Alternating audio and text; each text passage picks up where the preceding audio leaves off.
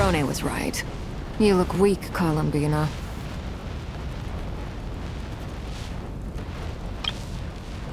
The old you would never have let such lowly creatures bar your way. Word has it that you did something for the Tsaritsa, and that's why you've lost most of your power. Freedom comes at a heavy price, doesn't it? It's Arlecchino! You came! Hello again, Columbina. And greetings, guests of the House of the Hearth. It's been a while, Arlecchino.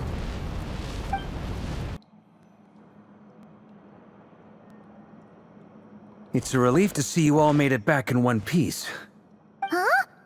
Feels like there's quite a few people missing. Where's Flins and the others? And what about Nefer? I returned ahead of them. Flint is helping Ino and Ineffa to set up the decoys and buy us some time. As for Miss Nefer... Boss is still wrapping things up on her end.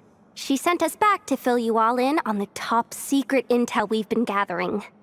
I see. Then let's get right into it. But first, who do we have here? You brought someone else in to help? Greetings. I was invited here to help as a longtime Tea Party companion of Columbina's. You may call me Arlecchino. Surely it can't be. Those eyes. Oh, where have I seen them before? Wait, of course. In those memories we just saw. The only Arlecchino I know is the fourth of the Fatui Harbingers. So either you share a pretty uncommon name, or you're more than just a Tea Party buddy. You're well informed, Grandmaster. A man from Mondstadt living all the way out here in Nodcry, and yet the people and affairs of Snezhnaya seem to hold a special place in your heart. Oh, the feeling's mutual. Sounds like you know all about who I am, too. A Fatui Harbinger. The atmosphere in here just got really tense. Guess we can't just start trusting Fatui Harbingers, even at a time like this. I must admit, though, I'm a little curious. Seeing as the Moon Goddess no longer belongs to the Fatui, what makes you so willing to put your neck on the line here? Nor does Nodcry belong to Mondstadt, Mr. Varka. Yet still, you're fighting for it all the same. Things don't always have to have a tangible payoff. Sometimes, stopping things from spiraling out of control is a higher priority than chasing the spoils of victory. Of course, I can't say there's nothing in it for me at all. But that's between Columbina and myself. Forgive me. I don't mean to doubt you. It's just that the Fatui really have been the source of many of our troubles. We have our own way of doing things here in Nodcry. But ever since they arrived, the Fatui have treated us with nothing but hostility. I know there's been a lot of bad blood between us in the past. I've done my utmost to avoid friction whenever I could. But sometimes fundamental conflicts of interest simply can't be settled amicably. That's why I'm here solely in a personal capacity. This has nothing to do with the Fatui. As a gesture of good faith, I'll be frank. I can help Columbina track down the iridescent moon's marrow, which will help her restore more of her power. Anyway, what else is on the agenda? Let's begin. She says she'll be frank, then completely skips over the details. Looks like she doesn't want to give away too many secrets after all. But she clearly wants to change the subject. It'd be awkward if I tried to bring it up again now. I guess we'll just have to go along with it. She's the fourth of the Fatui Harbingers after all. One look and you can tell she's not someone you'd want to mess with.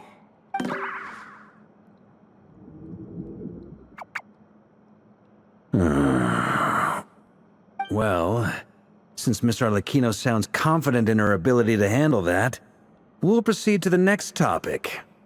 Yehoda, time to share that top-secret intel. All right, listen up, everyone. First, we now know that Rerir was originally a Conrian secret agent whose primary mission was to hunt down and assassinate the so-called Dregs of the Crimson Moon.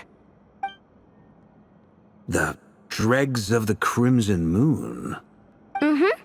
In the memories, there was a lot of talk about the Crimson Moon and Eclipse, and a whole bunch of other stuff from the time of Conria. To my knowledge, those were the names of 2 different Conrian dynasties.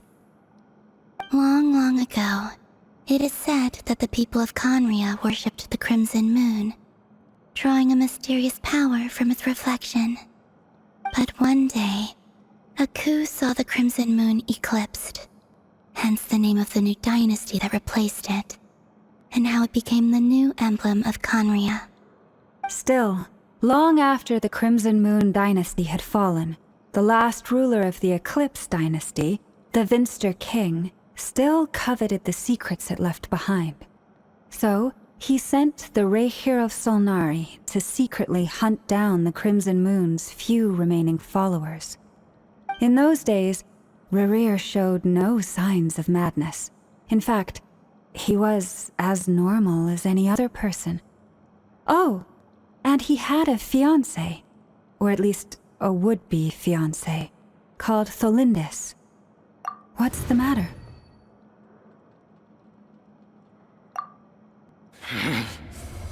Verfnir, Brindaughter, Flindis.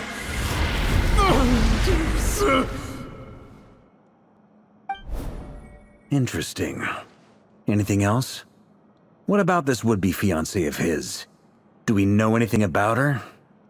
Well, she was a researcher at the Universitas Magistrorum, but it felt like she was hiding some kind of secret. Oh, and one more thing. For some reason, Rehir's fragment also contains some of Tholindis' memories, though only a very small portion.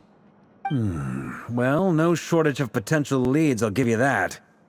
In any case, it sounds like we can conclude that while Tholindis was still around, Rehir appeared to be lucid and quite normal.